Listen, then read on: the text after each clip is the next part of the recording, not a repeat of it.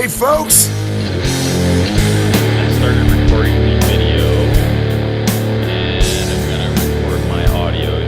You're recording your audio, right? That is correct. I had you started. Okay. Cool. Yeah, mine's going on 28 minutes now. Okay. Mine's going on 9 seconds. Ready? Yeah, whenever you are. Okay. Hello out there, Packer Nation, and welcome to another episode of Absolute Packer Podcast. We're on episode number 47, and we're going to try and record video again this time. The first time last week or a couple weeks ago when we tried to do this, it was a little mushy, and we didn't want to put a substandard product out, so we chose not to release that. Hopefully, we can get it this time. It still might be substandard. There's so much good looking personas on here. So, I mean, look at me and Andy and Elliot. You Definitely. have a guest? And everybody looks so good. They got to blur out the background. It's like a crime scene out there or something going on in the background. I don't know what's going on. No, Got to accentuate my beauty. I'm not blurring anything, right? If you're listening, you can't see this, but I have a lovely tapestry back here from the psychedelic artist Alex Gray from a lot of the Tool albums, and I'm actually wearing a Tool shirt too. And COTW, Creature of the Wheel. This is a new lifestyle brand that I have been developing for, about 18 months.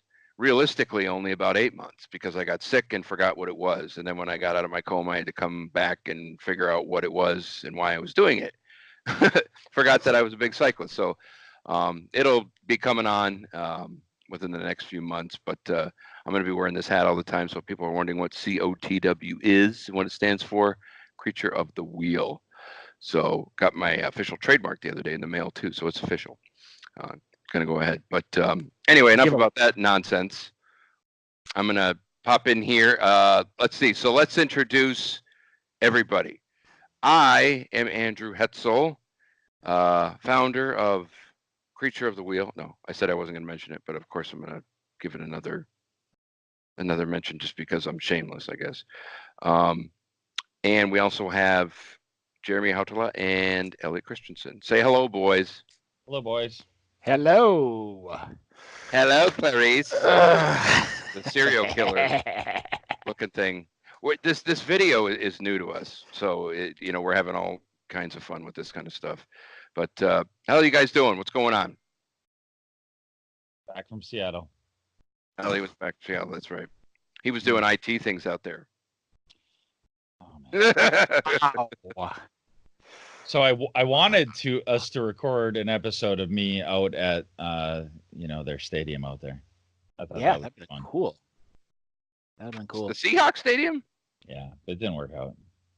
Yeah, well, that's good. I forgot the name of their place. CenturyLink, I think. Yeah. It is loud.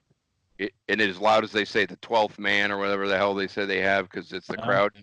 I was there. There was nobody there. Well, go figure.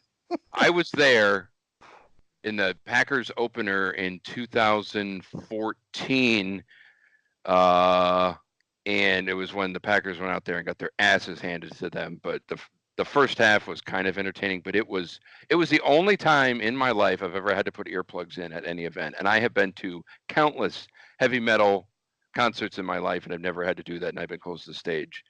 But at that stadium in the second half, I actually did have to put earplugs in. It was ridiculous. But enough about these other teams. Screw them. Doesn't matter. So Seattle is done and behind us. Mm-hmm. We have a new regime. But today, I think the first thing that we can start talking about I was going to control the outline. Oh, go ahead, by all means. So because I was gone, I wanted to do everything you want to do. I agree. Well, it was because I got very little. If I don't at least, I feel like I need to ask the questions. Like, what is this thing? Oh, you can keep us on track. Yeah. So on the outline, you have MAT, and as I understand, is from your blog post. Yes. Thank you very much, Mr. Moderator. I appreciate that question, as they say in political punditry. MAT is what I am going to basically call the old regime, and it stands for Mike, Aaron, and Ted. So that is the previous regime when it comes to the coach, the former and yet current player and former GM. So when I was typing out the blog the other day on the APP site, I didn't want to type out Mike, Aaron, Ted 90 different times. So I typed it out once completely, and then I said, I'm going to call it the Matt regime. So, or the MA, I'll just call it the MAT. It's probably better because we have Matt LaFleur. I don't want any confusion. Not what it's about. So I'll call it the MAT regime. And so, you know, with that said, unless you lived under a rock, there was an article released. I can't. What was it? About 2 weeks ago. Has it been that long? Probably. Feels like it could have been in today's news cycle. It might have been. Yeah. Last. It was on April 3rd. Tyler Dunn. Wow. Yeah. So Tyler Dunn, who used to be a beat reporter for the Journal Sentinel around the time of the Packers Super Bowl. I think it was a 4-year run when him and Bob McGinn were together. He now works for Bleacher Report, I believe. And he released an article a couple weeks ago that basically it was like the Phil Donahue show in Green Bay, or whatever people thought was going on. That's the narrative of this article. I should take a step back. Was whatever anybody thought was going on in Green Bay, according to this article, it was that times 10. The dysfunction. And when I first, you know, I'm kind of rehashing a little bit of some of my blog, but when I first read it, I was like, I knew it. What a mess. What a disgusting mess. And everything I thought was true, and it was even worse. And I'm like, you know, in some weird way for the first couple of days after that, I was like, you know, just like overjoyed that my biases and my Schadenfreude. Yeah, you know, I don't know. And I know I can be a negative Nancy, but as more days went on, I kind of took a step back and was like, and then, you know, Aaron Rodgers got a chance to obviously answer to it when he came to the first mini camp. I mean, the cameras and all the guys were asking all the questions. That was the hot thing. Because it was, you know, was it a hit piece? I don't really think it was a hit piece, but it wasn't pretty. You know, it wasn't flattering by any means. But basically my take was, and the title of the blog that I wrote was somewhere in between. And it's like anything in life, typically, you know, there's two sides to everything. And there's a lot of narratives that can, or not a lot, but I mean, there can be. Well, and amazingly, your blog post didn't get as much attention as the negative one. Well, I'm going to have to go back to Mr. Negative Town then, huh? No, but, right. I mean, so my point is that, you know, if it bleeds, it leads, right? Exactly. I was just going to, yeah, that's exactly the way it goes. So, but in a way, I mean, I don't want to pat myself on the back, but when I was sitting down to write that blog, it was steering really, really negative. And then when I was just kind of thinking about it in my head, and then when I actually started writing it, I'm going, you know what? Let's let some cooler heads prevail here. And, you know, you have the usual suspects that Tyler Dunn interviewed. It was Jermichael Finley and Greg Jennings. And whenever they talk about anything related to the Packers or Aaron Rodgers, it's going to be negative.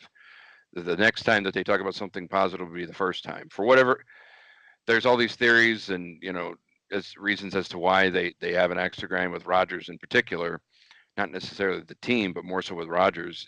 It is what it is, you know, whether you agree with it, disagree with it, or whatever, but they're never going to have anything nice to say about them. So just by default, they're going to talk about bad stuff, and everybody knows it, you know, that they have no qualms of putting themselves as a source out there. Tyler Dunn had a lot of unnamed sources too, and people were all pissing and moaning about, oh, you got all these unnamed sources. That's how journalism works, you know. You don't want to have completely 100% unnamed sources. That gets a little tough. So he had some on the record, some not. But, you know, long story short, it started to get rough after the Super Bowl, continued to go downhill, and then I think they were a little bit late. You know, when I say they, I mean the Mark Murphys of the world and guys up there, and McCarthy to some extent to change things as they should be. And I think all Packer fans would agree with that, but they ended up making said change. Better late than never. That's kind of the attitude that I've shifted over towards.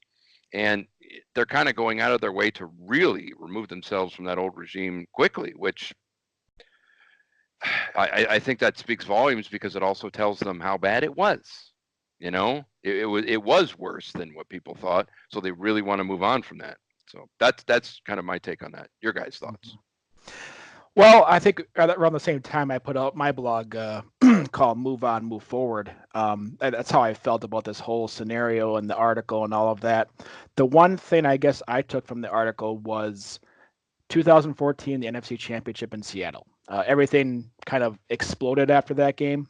Kind of the demise of the regime was truly after that game. That's the one thing I guess I kind of took from that article was how players, coaches, the organization just really took that loss too hard, and it just melted from there. But my big thing with this whole drama queen fest is, it's in the past. I truly don't care about what happened in years past. I mean, I care about, do we get at the Super Bowl and all that, and obviously we didn't do that. But like this whole drama thing, I don't care what happened between McCarthy and Rodgers. I don't care what happened between Ted Thompson and McCarthy, if there was, or Mark Murphy, anybody. I truly don't care. I think LaFleur came out today and said the best thing that he could have said, and I agree with him wholeheartedly. He rebutted he kind of was, I forgot who he was interviewed by, but the biggest thing that he said was, quite frankly, I don't really care what happened. All I care about is how we move forward as a football team. And I mean, we're in 2019, and nothing that we rehash over those years are going to help this team move forward. It's not going to help the organization bring a positive aspect back to it, because we were at an all-time low last year. So why do we want to rehash all of this stuff? To me, it just, I truly don't care. I just want to move on. And we got a new coaching staff here. We got new players. I am truly stoked on what's going to happen this year. I feel very, very positive about what has transpired in the offseason. So this drama, I just don't care. I truly don't care. And I think fans truly need to move on as well, because when you keep on rehashing the negative, that's all you're going to think about. So, and I think we got a lot of positives to move forward on, so that The was organization has to shut it down. They have to. And I think Murphy did. I think he came out. I mean, he didn't come out and do the slap across the face, but I mean, he pretty much said it. The rumors that he told Aaron that he needed to behave was completely false. He basically turned down everything and said, none of that was true. And that's just how we're going to respond to it. And I truly agree. So I just, that's the one thing I wish that Packer fans, all of us, would look forward to, is just what's in the past is in the past, move on. And that was the point of my blog, was just pointing out a few things and talking about Aaron in general. Is he an arrogant person?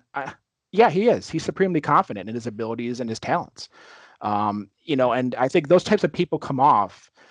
They rub certain people the wrong way, and other people, they appreciate that cockiness, that brashness. I don't think it's so much cockiness, but just confidence. He exudes it. So everything that has happened, what could we have done better? I don't know. Really. Yeah. Who cares anymore? We got probably a few years too late. That's the one thing that we can take from this, but we're done. We moved on. Yeah. No, that's well said, and kind of expanding on a couple things you said there. No, I lost my train of thought. Elliot, you pop in. Dude, I guess I kind of feel the same way. I'm kind of sick of the whole thing. I'm ready to move on too. Yeah. And I mean, it was a collection of things that led up to it. It wasn't, I know what I was going to get at, sorry. Rodgers was at fault. McCarthy was at fault. Ted was at fault. There was almost an equal 33% slice, so to speak. Aaron's maybe came in at the latter. His 33% came in later. But Ted and Mike, everybody, there wasn't one thing that screwed up the whole thing. It was a collection of people and decisions. So, if we're looking for some one big smoking gun, it's not there. And I think it also proves how hard it is to win and maintain in this league. I think there's something to be said for that. I mean, the Patriots are the exception to the rule with everything. And there's even rumors out there that Belichick and Brady hate each other. But if you win, it cures everything. So, Andy, let me retract this. So you said that it's 33% Aaron, McCarthy, and Ted. Did you leave out the Murphinator? Wow. Quadrilateral. Wow. it takes 4. Breaking news. Could be. Well, okay. Excuse Mark Murphy. All right, hold your tongue. Probably more so than 25-25. They just occurred at 25% each. If you want to throw him in, because he's not blameless. He was too late, in pulling the trigger on moving this stuff out and getting rid of the old regime. But I guess what I'm trying to get at is the percentages. They didn't all happen at the same time. They occurred, at different points in the downfall, if you will. And Rodgers basically came to a head last year, whereas the other 3 had happened, closer to each other before. But I tend to also, you had made the point about the 2014 NFC Championship game. That was the beginning of the end for that whole regime. That loss, when the buzzer sounded and they gave up that touchdown pass in overtime, that was the beginning of the end of that whole thing. And it was plain as day. So it was a crushing loss.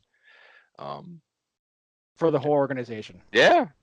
Top to bottom. I mean, it was a crushing loss from a football fan's perspective, from just a choking whatever legal everything. It was an all-time loss, not just for the Packers. So I think it really damaged everything on a weird, a kind of a strange psychological level that it just wasn't going to work. And they tried to make it work, but no. So I agree. And I guess the one thing too that I'd also like to point out, and I wrote about it in my blog. Everybody talks about Rodgers being a cancer on this team. And I've probably been one of the harshest critics of the 3 of us over the past year. But I have to defend Rodgers. I think some of his brashness and his arrogance and how he handles teammates is just pure confidence. I'm going to read the one part of my blog that I think speaks volumes to Rodgers. I said, "Is Rodgers a cancer? Maybe, maybe not. Rodgers gave up a lot for this team over the years so they could build a team around him. He did not ask for a contract extension in 2013. He never held out for any new contracts. Rodgers abided by his contract terms so far. He was not selfish in his contract demands up until 2018. Ted Thompson failed to build a juggernaut after the 2010 Super Bowl win, albeit they were competitive, and only played in 2 NFC championships and no Super Bowls since. Rodgers is truly the ultimate competitor. Competitors want to win and winners want to compete. Our playoff failures after 2010 are history now, But I think the one thing that I think, maybe Tom Brady is the only one that can compete with Rodgers on the competitive level. He's truly competitive, and he's competitive with himself amongst everybody else. Why wouldn't you want that for a quarterback? You want somebody that's not going to accept failure. You want somebody that's going to always shoot for the stars. And I think we have that in him. And I think, moving forward, I think Rodgers learned a lot through this whole scenario, just to kind of close this out. I think he learned a lot through it. I think he learned after the Buffalo game last year, speaking up and kind of, ridiculing Mike McCarthy about the play calling. I think he learned a very harsh lesson that he shouldn't have done that to be the leader of the team. You can't take down your coach. You can't take down players.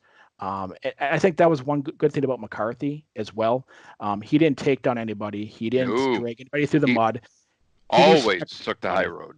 He always took the high road, and I mean, we have to look at the positives in that respect, because that is a true quality that lacks in coaching these days, because most coaches have no problem pointing out players that aren't playing up to capability or, are lacking, the 100% given on the field. Mhm. So he never did that here, So Yeah. No, Mike.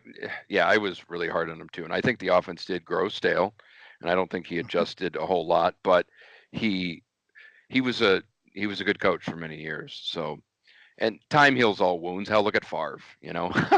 I mean, it's kind of maybe not the best analogy, but it's a similar kind of thing where to come back with open arms and all that.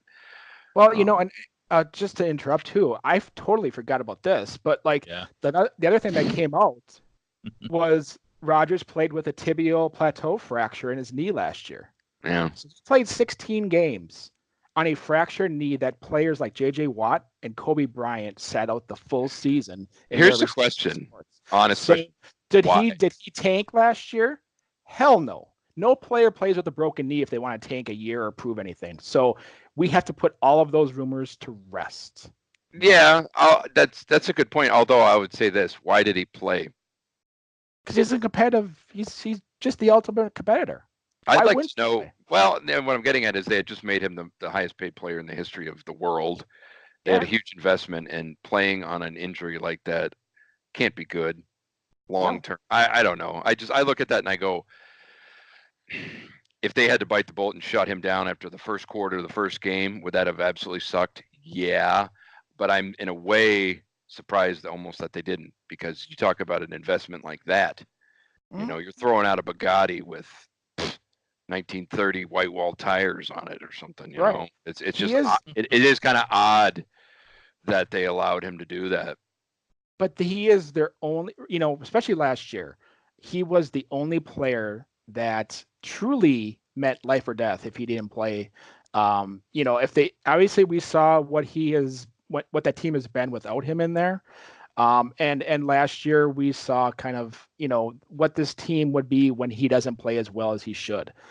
So he truly has shown and is proven that this team without Aaron Rodgers, like you said, Andy, multiple times, they are probably the bottom third with roster talent without Aaron Rodgers. So he leads this team, and they know without him, they have no chance. So, why did they push him last year? I'm sure he had no problem playing with it, and I'm sure they had no problem uh, Yeah, making him go out in the field and perform. yeah, it's true. Um, and to your point about him being the ultimate competitor, I'll always say, especially in professional sports, I'll take an asshole over Right. a nice guy, especially at that position, 10 times out of 10. Right. You know, you Right. get what you get, but he's surly as all hell. We know that too. Exactly. But I'll take it.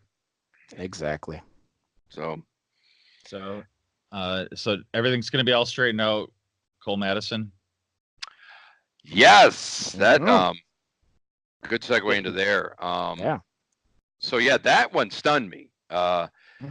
So Madison was what, a 5th-round pick? I want to make sure I get this right. 5th-round pick last year.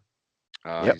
He's going to be a guard, drafted as a guard, maybe. Do you know, Jeremy, what he was drafted He's to be? Guard, he was drafted to be tackle, but they were going to push him inside the guard swingman. because of the Okay, weakness. Yeah. okay. So he was Yep. played tackle in college, but he's probably going to be a guard in the NFL. Anyway, it never materialized last year because obviously he didn't even report to training camp, so he was never on the roster. The Packers apparently, they still owned his drafting rights, and lo and behold, out of nowhere, the first mini camp offseason program comes in. He reported, and I did Mm. not think that was going to happen after reading why he was out all of last year. The suicide of his quarterback, and they found CTE. I think in the outside, and it just really messed with. And God, I could only imagine. So I was stunned, to be perfectly honest, that he was coming back, and kind of selfishly as a Packer fan, I'm going, this is fantastic. This is like Right. this is like a bonus that we didn't even see coming.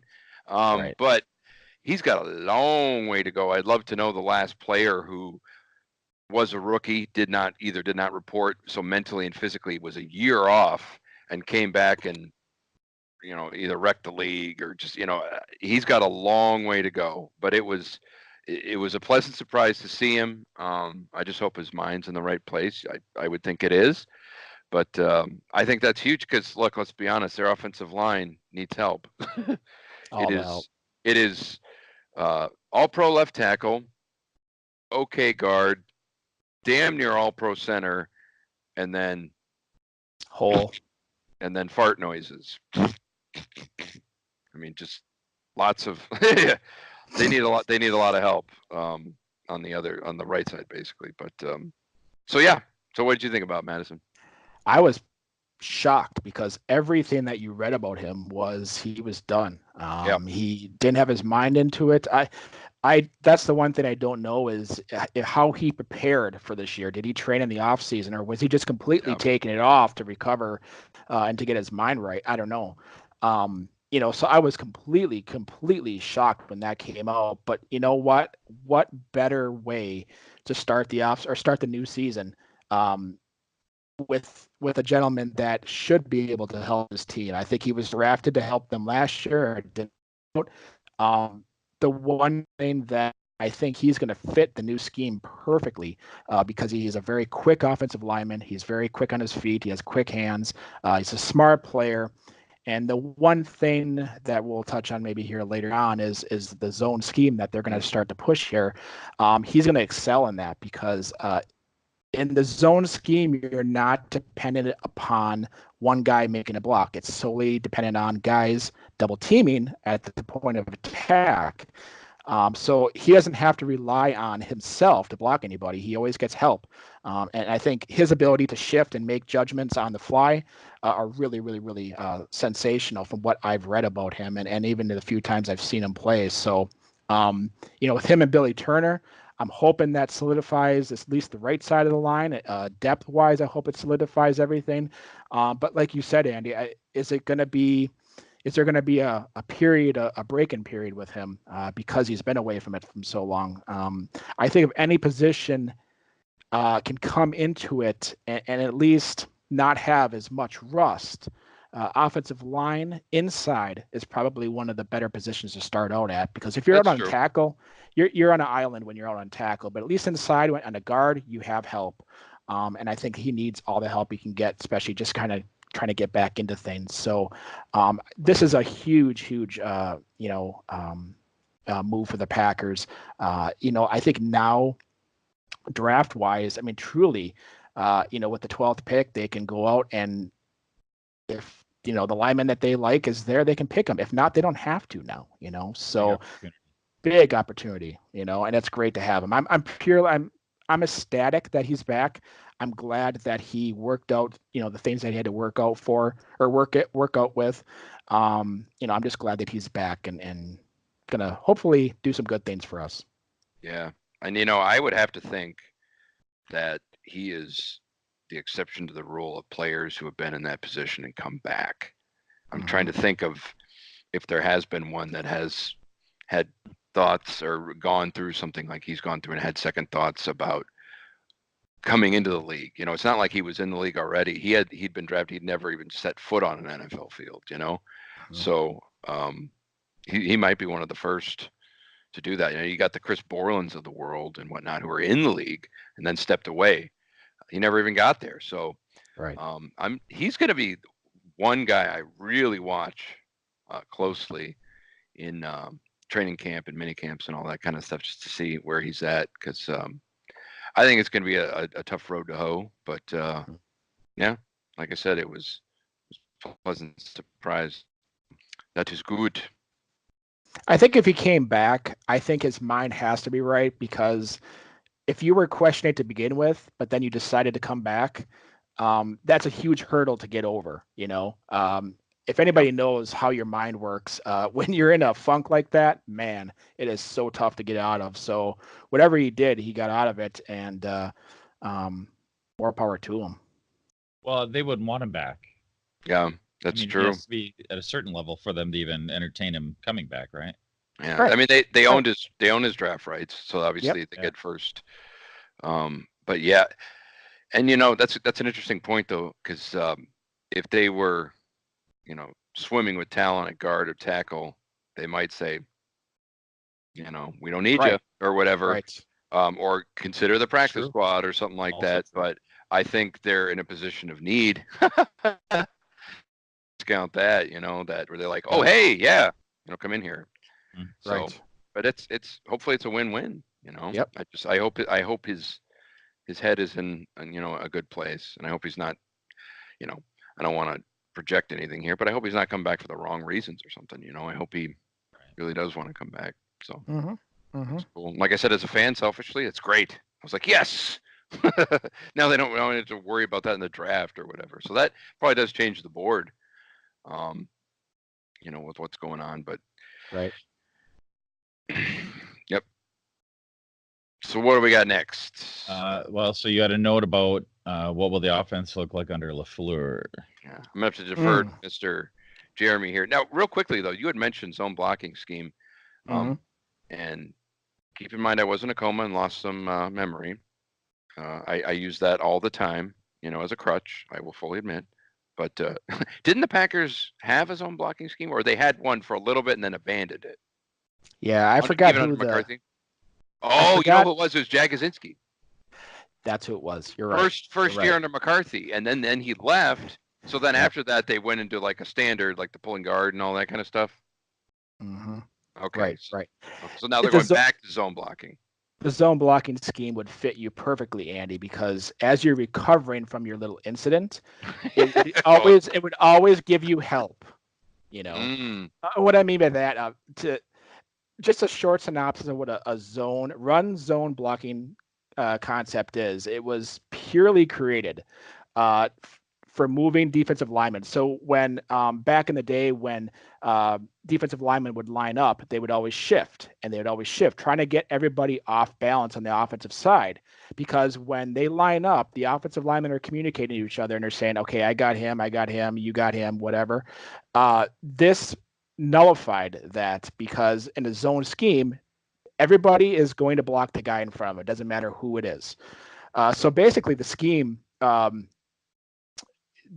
it's always when they initially focus on a double team at the point of attack. So it focuses strictly on the defensive lineman. So those are the guys that you have to worry about the most when you're running the ball. And what you do when you double team the lineman is you open up huge running lanes for running backs. And anybody that has run in a zone blocking scheme, i.e. Terrell Davis and the Denver Broncos back when they kicked our butts in Super Bowl 30. I mean, they were the epitome of what a zone scheme can do when you have the right lineman and the right running back to run it through. So it also it gives the offensive lineman great freedom to pull off a block and to pick up linebackers that can make their way through the hole. So it gives the lineman the abilities to make snap decisions. So you have to be able to do that. The one thing it does require is it requires mastering certain techniques and quick decision making. You have to have good communication, and it takes a ton of practice to master. Because it's pretty much repetitive, knowing that the guy next to you is going to be doing this every single time that this scenario comes through. So you don't have a lot of assignments to flow through. It doesn't require the tackles to be solely responsible for blocking a particular player. They usually will always have help, and that also can allow the linemen to be more aggressive when they do block. So the one thing about a zone scheme that all teams are looking for in their offensive linemen, which I think fits our profile perfectly, you have to have quick feet, you have to be agile, and you have to be able to think on the run. All their linemen can do that, so it benefits them, and it really, I think it's going to help them out overall, just because of the fact that when they do have injuries, because we know it's going to happen, it should be easier to scheme that and to block than it would be on a man concept like they were last year. So the biggest thing that the zone scheme does is when you're running in, when it's an outside zone scheme, it limits the ability of the running back to cut inside because there's always that wall there. But when you're running the zone scheme inside, the holes are wide and nice. Yeah. What is this? So I thought IT guy? Yeah. You were just at an IT conference. No, I'm just kidding. Go ahead. All right. So we ask everybody for voicemails, and I thought this would be a good place to drop this in. So we got a voicemail from listener Ryan, All right. and I'm going to try to put it in right here. Hey guys, Ryan O'Craig giving you a call. Just listened to your podcast, and I had a thought. Do you think it's possible that Jordy Nelson could come back for the entire season and kind of play a James Jones, kind of a veteran, teaching these young guys what to do sort of role? Love to hear any input on it. Thanks. Love the podcast. Have a good one. So I'm sure Jeremy is chomping at the bit for that Yes. one. Yes. Jeremy loves him some Jordy. Yes. Okay, so, all right. So Jeremy, why don't you take that? Ryan, thank you so much for the question. I would thoroughly enjoy Jordy coming back. I will tell you that it won't happen. The only way that he's coming back is to sign his one-day contract so that he can officially officially retire as a Green Bay Packer. Is it possible it could happen anytime during the season if they have a ton of injuries? It's entirely possible. I think Aaron has kind of made a plug out there that he would like to have Jordy come back. But I think the Packers are moving on from him. They were pretty obvious with that when they told him in last offseason that Jordy, we don't want you, So is it possible he can come back? What are the percentages that he would come back? Probably 1 or 2%. Think so? Yeah. Interesting. The only way that he'd come back is if they had some major injuries, and Yep. I truly believe that he has life left in his legs. I truly believe that he could be productive here, especially in the offense that they're going to institute here, which is going to be based off of alignment and not guys trying to beat the guy next to, or in front of them. It's going to be trying to scheme them open. So I think he would excel in that. But it's done. I hate to say it's done. I'm going to play. I agree with everything you say there. But I'm going to play a little devil's advocate.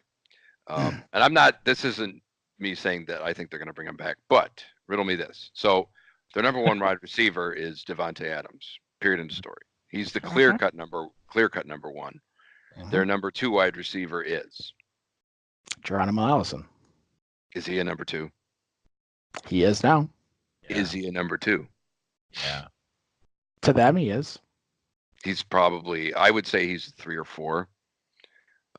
He got injured. I mean, we'll have to see what he's like after the injury. And then obviously you have the two other MVS, or actually 3 other guys. MVS, Equanimeous St. Brown, and who's the other guy? Name escapes me. He's a rookie too. Jamon Moore. Jamon Moore, yes. But it's also salary cap. No doubt. I mean, if they if he came back, I'm sure they'd be like, here's $500,000, take it or leave it. It would be rinky. Well, no, I think the vet, based off of the CBA, hit the veteran minimum that they would have to give him is right around $1 million, based off of the longevity of his career. So they not league they minimum, vet minimum. Vet minimum. They tier it based off of how many years you've played. I think he would be in that tier of being around $1 million. So that's pretty much how much he would cost to be able to come back. Because I would say, and again, devil's advocate, right now, he would be the number 2 wide receiver. Yeah. What? Man, you did a I'm not saying it's right. I'm just saying, Geronimo Allison. Number 1? No. Devontae Adams is head and shoulders number 1. Right. And there's a pretty big drop off after that. And he's better than MVS. He's better than Jamon Moore. He's better than those guys. He's better because he has so much chemistry and so much time with Rodgers. Right. And again, I'm kind of being Mr. Asshole here in a way. I think he could be. I think he'd be a great number 2. But and this is kind of the crux of this thing. But you have to balance the money. The weird and the money's not going to be the issue. But what I'm saying is, he would be their number 2. He's not that good though. He would be the de facto number 2, but he's not good enough to be a number 2. So it's kind of a funky situation, in my opinion. It is, but I'll play into this. If he was going to sign this one-day contract to retire, wouldn't that have happened by now? Because that doesn't require any negotiating. You pretty much just sign on the dotted line to make it, official that you're retiring. That hasn't happened yet. The draft hasn't happened yet. I mean, there's still a lot of off season to go. So to not to try to, if they lost one, but no, I hear you. And I mean, this is an interesting topic. If they lost one wide receiver to injury, they'd have him on the phone. Today, as we sit here today with the current depth chart that they have, I believe that they would call him. Well, you could, again, this is extrapolating up, but say it's mid-season and they're playing well, they're battling for, division and, maybe playoffs or something like that. They're not running away with anything, but and a guy goes down, are they going to call him? Likely not. You don't think? Likely not. No, I mean, if McCarthy was here, I would say that would be pretty inevitable. That's a good point. This is a completely new offense. Yeah, that would. But I think he would thrive here. I really do. I mean, the tape that I've watched of Tennessee, like I said, it is completely 180 from what the Packers played last year, when it was pretty much you line up and you beat the guy in front of you.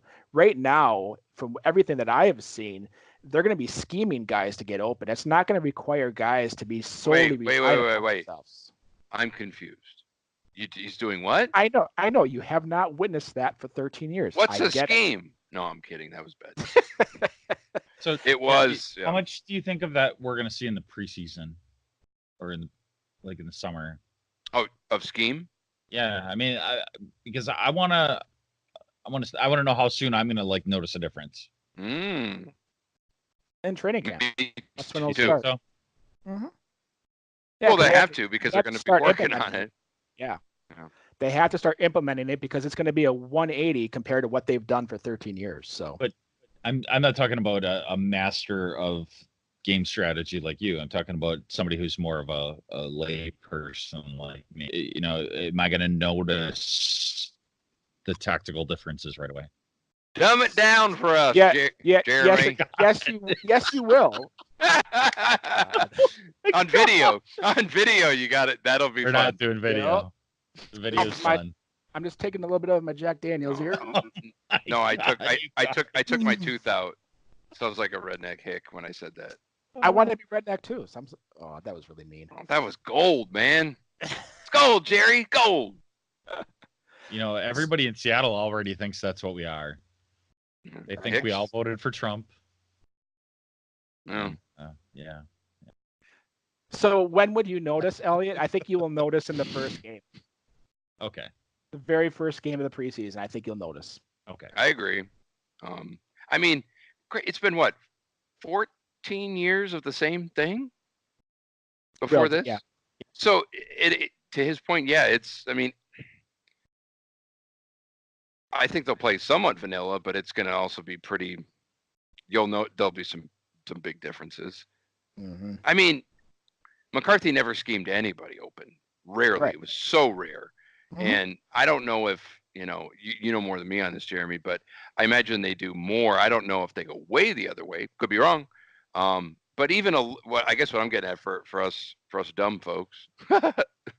Even a little bit of scheme is going to be like, holy God, because before it was just line up, beat, like you said, it was line up, beat your man for freaking forever, Mm-hmm. So even a little bit different is going to look a lot different to the lay fan. Yeah. Right. I mean, and granted, in Tennessee, he didn't have Aaron Rodgers. He had Marcus Mariota. He didn't have Devontae Adams. He had Corey Davis. So can we compare talent-wise that maybe the scheme would change here because we have better talent here? It's entirely possible. But I think the premise of his scheme is to not solely rely on guys to beat the guy in front of them. That's not going to happen here on a consistent basis.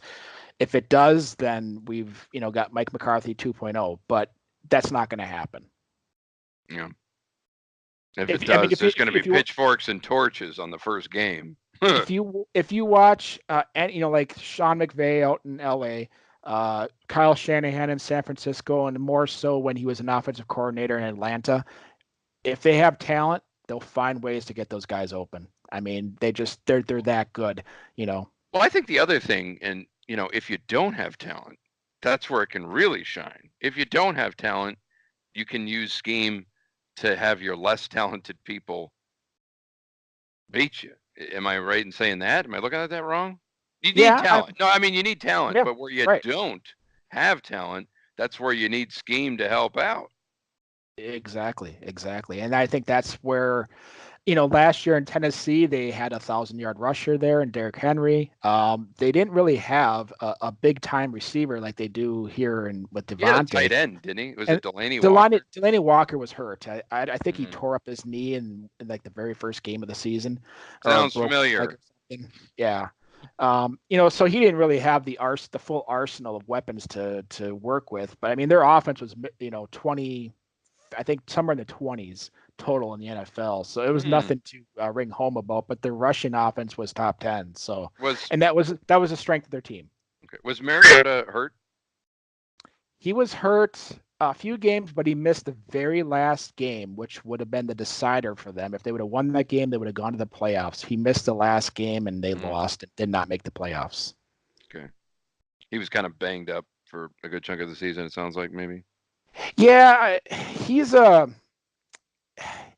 not a guy like Aaron Rodgers that will just keep on scanning the field to try to find somebody open. He's a guy that's very nimble on his feet and as soon as he does not see anybody open, he just goes. He's a running quarterback. He was when he was at University of Oregon.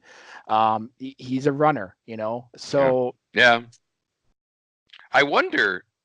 Right when you said that, it got me thinking. Rodgers. He had a freaking broken leg and a busted up knee, ligament. So he was obviously hobbled big time. I wonder if he's been working out like crazy and he is trying to get back and he wants to. I'm convinced he's going to wreck the league this year, barring injury. Do you think you'll see him kind of get back to? I mean, he's not who he was when he was 22, but he's still a phenomenal athlete. You wonder if you're going to see a lot of scrambling with him, and they'll try some unique things with his athleticism. I mean, you're going to see some read option. That'd be interesting. That would be a first with Aaron.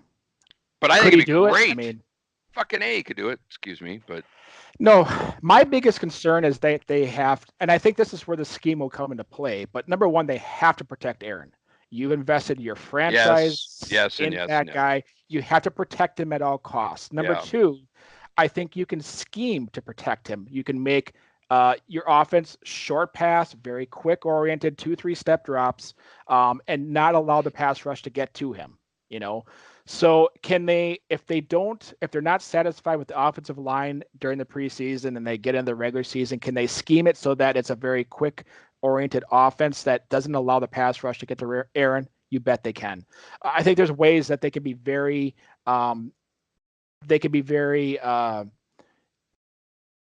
what's the word I'm looking for? I can't think.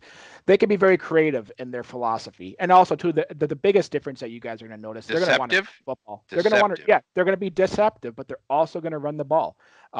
That's the one thing that LaFleur has constantly said is that he wants to have the run establish the pass, not the alternative, which is what McCarthy used to do. So that's a huge change in philosophy. So with that, that should take a lot of the pressure off of the line having to block every single down to protect Aaron, because then the defense has to guess on what they're going to be able to do. We're back in last year, they passed the ball 72% of the time. They didn't have to guess; they knew the pass was coming. So as long as they can get back to more of a 50-50 mix and keep the defense off balance, the sky's the limit. I truly believe that. And I think LaFleur will find a way to make it happen too. And even I remember that they very sparingly, but they got Aaron Jones involved in the passing game, and god damn, did he look good. It was a couple wheel routes that he was, and I mean, I'd love to see that kind of stuff. Aaron Jones got to stay healthy, obviously. Yeah. They have to limit his touches this year, and that's why I think it's very vital that they come out of this draft with at least one running back, if they can pick somebody up in free agency. But I think they need 3 guys that they can rely upon that can all just kind of be a specialist in certain areas, so that they take the pressure off of you trying to be the lead back like Eddie Lacy and continuously dealing with injuries. That's just not the way the game has transformed. So I think if LaFleur can have 3 running backs that can all specialize in certain areas, I think they'll be pretty well set. But you have to keep Aaron Jones's touches probably under 250 total, give or take, to keep him healthy. Anything more than that, I think they're asking for trouble. So yeah. Let's see, last year, what was he averaging per game? Less than 10, right? Was he averaging less than 10 touches per game last year? Carries, I think it was closer. Yeah, it was above that, but a little bit. It was close. Okay, because you had to keep him healthy. That's what I'm getting at. He might have to 10, maybe. He's gonna have to split. That what we wanted this bell cow, 20 plus carries a game, like clockwork. It's not gonna happen. He's not built that way. He's really can't stay healthy. And I mean he's not the only one. So to your point, who's it? Jamal Williams. I think he'll be a good complement, but they need another one. I would not be surprised if they drafted a running back in later rounds. I'd be stunned if they did it in the earlier rounds, but in the later rounds, I wouldn't be surprised. It depends on what LaFleur kind of tells Gutekunst. If he wants a running back, he doesn't feel comfortable with it. I would not be shocked if they drafted a running back in as high as the second round. I truly wouldn't. Really? I mean, if you got, that's part of protecting Aaron. They have to protect Aaron. You do that by giving him an offensive line, and you give him running backs that they can depend on to pound the ball. They have to be able to do that. Otherwise, we're going to go for another year where Aaron is consistently getting hit, and he's hurt, and he's 35 years old. He's not getting any younger. No. So, it's vitally important that they shore up the line. Maybe with Madison they did, maybe with Turner they did. I would be shocked if they don't draft anybody for the offensive line in the draft, and they could go as high.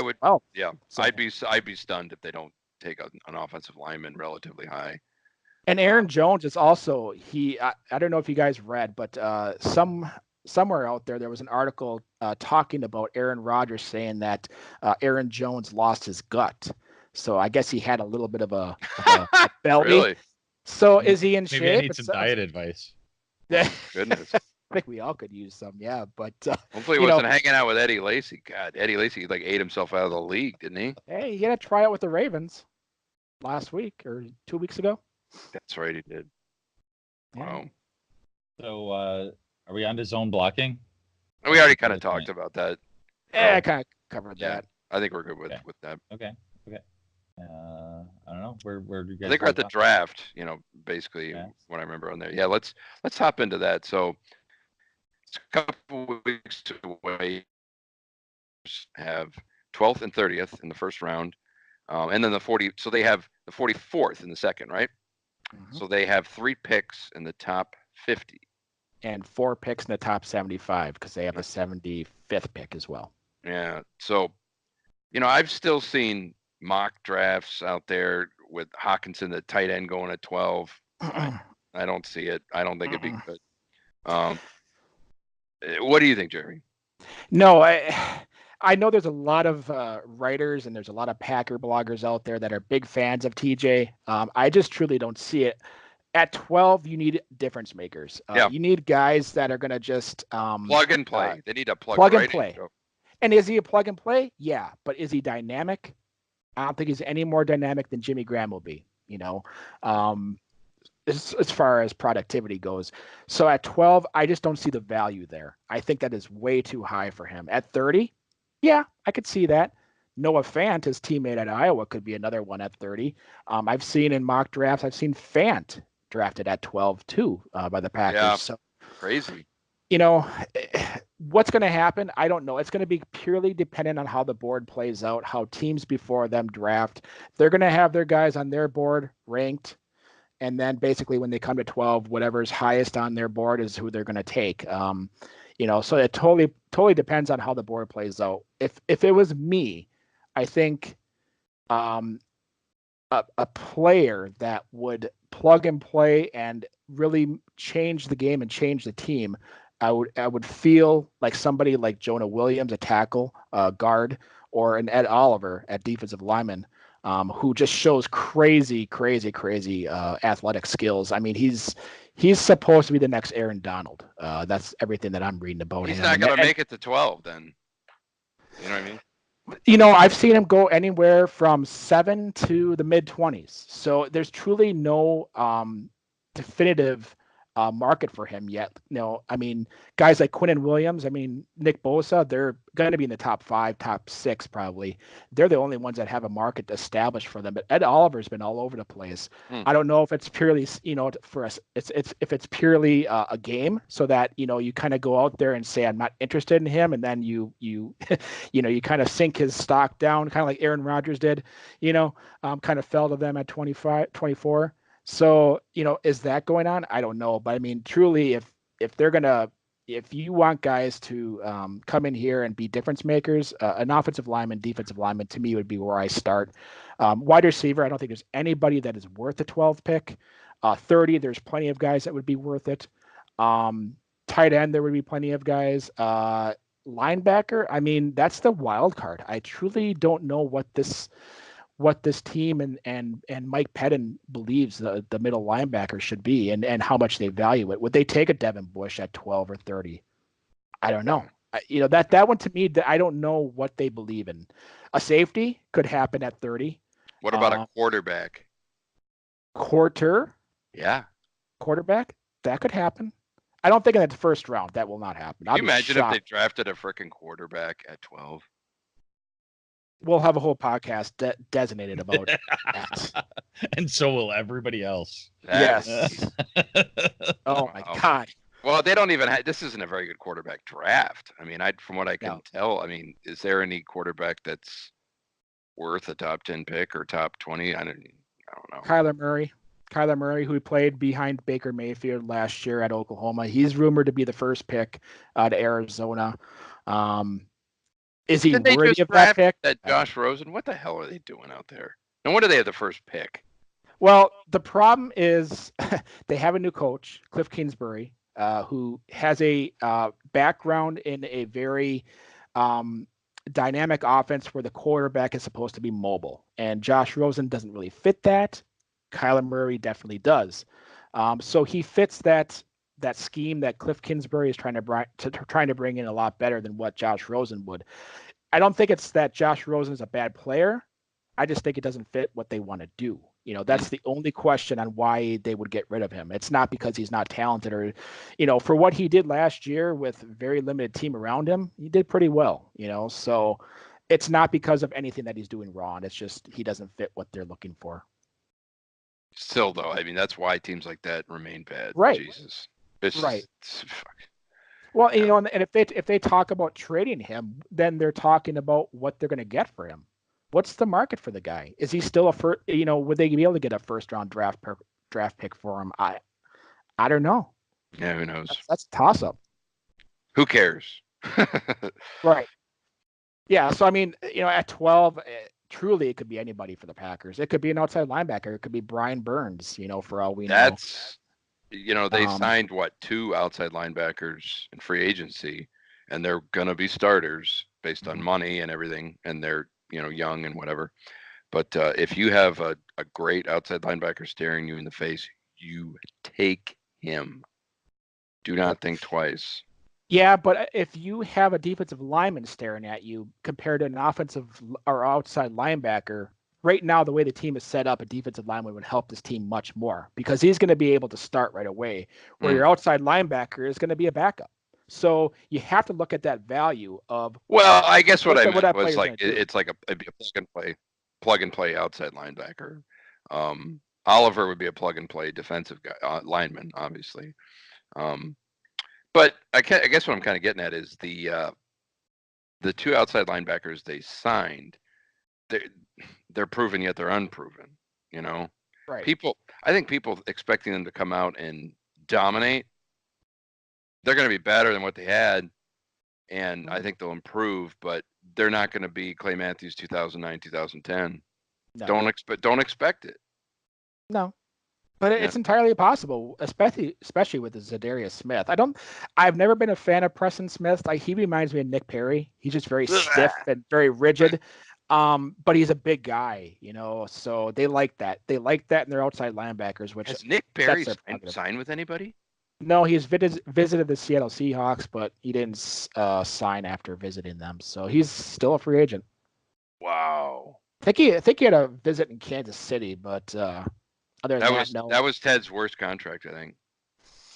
That was Ted's worst draft pick, based off of where they were going to play him. I mean, he was not an outside linebacker, First round pick, yeah, I agree. So I can't fault everything that he did, No. because he was put in a position to fail. Yeah, no, I agree with that. So, yep, draft is what, 25th, 29th? I can't remember. I think 25th it's to the 27th. Starts Thursday and goes until Saturday. Okay. Are we gonna live stream that? I don't know. Town. If you guys want to, but I'll be out of town. Wait, for the first round I'll be here, but for the second and third round I'll be out. Yeah. So we could. Possible. So you guys have anything to say about Forrest Craig? Yeah, he passed away 2 days ago, I think. Lombardi era Packer offensive lineman.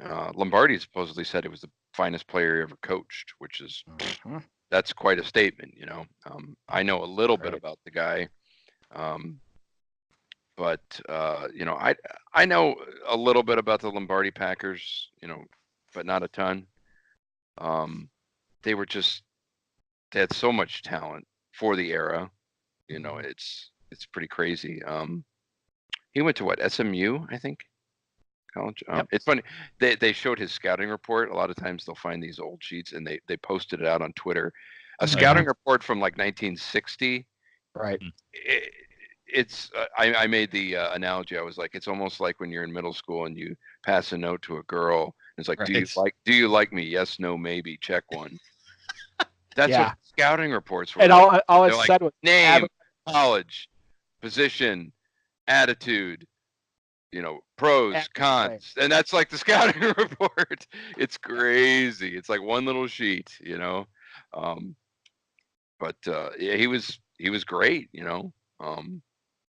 Packer sweep, and all that, but he was also a coach and he was pretty crummy from what I understand. I don't know anything about that era when he did coach, but apparently he wasn't too much to write home about when he coached the Packers. No, not with the Packers, but he did take the Bengals to the Super Bowl. Oh, I did not know that.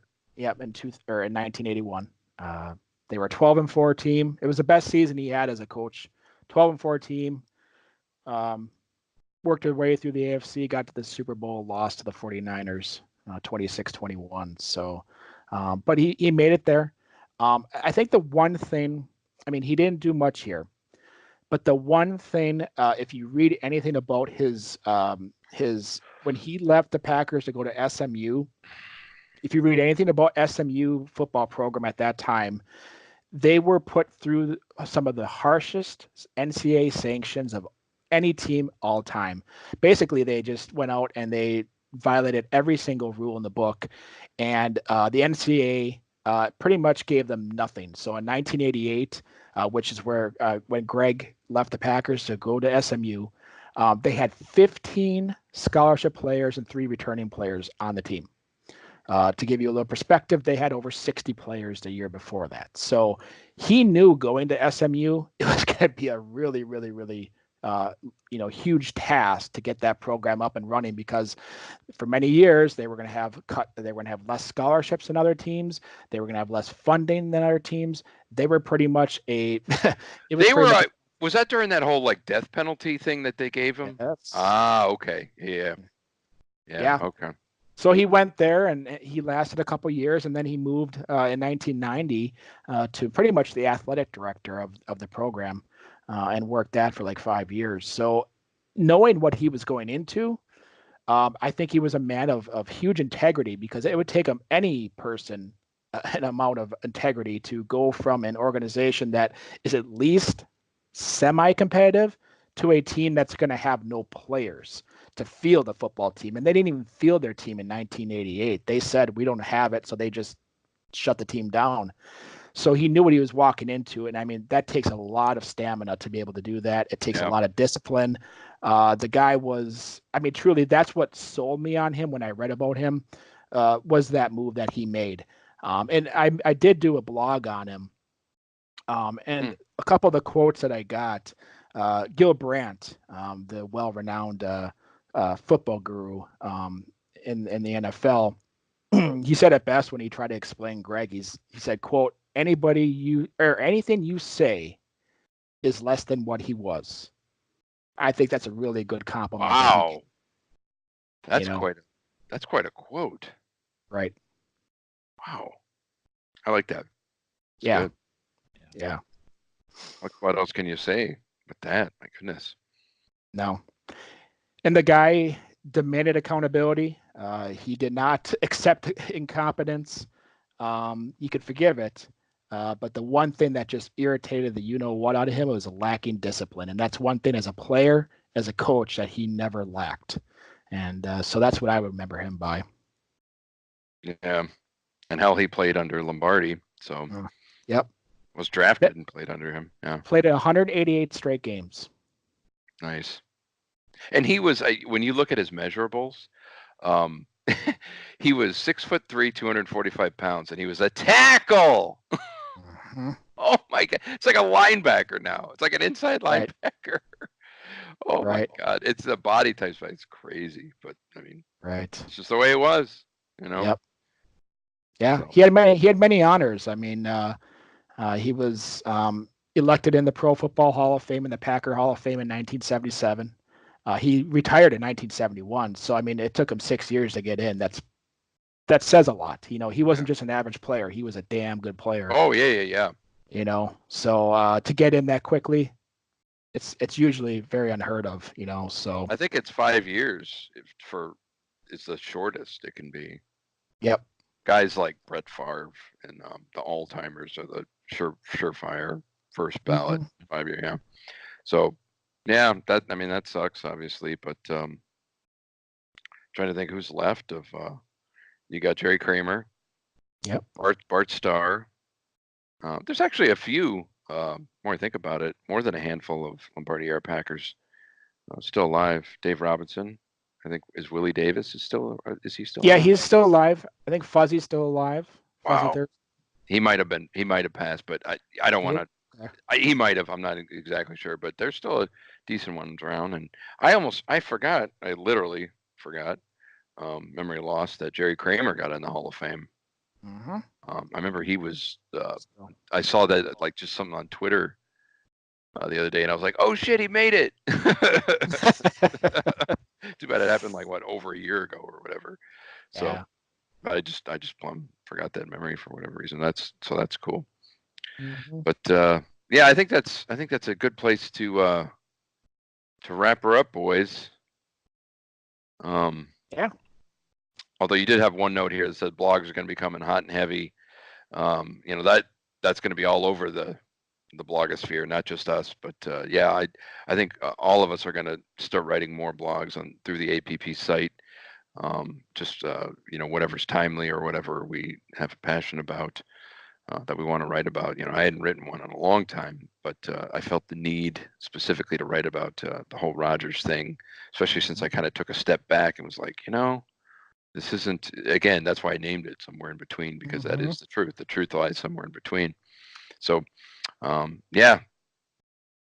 Yeah, I know. I think during the draft, I'll come out with some blogs about the picks that they picked up and give a short overview of those players, and you know, that's pretty much it. And anybody else that they pick up in free agency, you know, I'll blog about that. But if there's anything else that you need blogs about, any fans, please let us know. Yeah, they picked up a kicker today. Remember that? It was Ray Finkel. Yes, and Elliot is going to be happy. Elliot is going to be very happy. No, it's not Ray Finkel. That's from Ace Ventura. It's Sam Finke or something. Fickle. Sam Fickle. I read it really quick and I was like, Ray Finkel. We need laces out. It's Hey, good. just so you guys know, he was not a Mhm. very successful kicker in the few games. I know. He's got worse stats than Crosby. Whatever. I think competition helps Yes. everything. Exactly. Yeah, no doubt. So That's got to I be have what he. one of these for our friend Ryan who called in. Nice. It's just a sticker. Maybe we can flip something else his way, but I don't know how to get a hold of Ryan. I have his phone number, I guess, so I will maybe try calling him or texting him or something. There you go. But if anybody else wants to call in, our number is 508-535-5468. And it is now located at the bottom of the website, absolutepacker.com. So please give Great. us a call. Good stuff. And yes, thank you, Ryan, for calling in. That was a good question. Yeah. It's fun to kind of talk about that one. So yeah. Yeah, that's good. Stuff. That's good. That's good that fans bring questions about, because we tend to hash over the same things over and over again, but it's good to get people bring questions that we would probably never talk about. So that was a great question, Ryan. Thank you very much again. No doubt. Good So, stuff. If you guys don't have anything else, we can wrap it up. All right. Go Pack Go and all that. Go It's Pack. past Andy's bedtime. Pack Go. Nice sticker. Yeah. Three to the wheel. Out. You know what? With that blur effect on, it's blurry. You got to turn the blur off. I'm gonna unblur myself. Hold it out that way. Blur does not go away. I don't have the blur. Cool. Okay, See you guys. Go Pack Go, guys. All right. 1 point. Podcast. I know, right?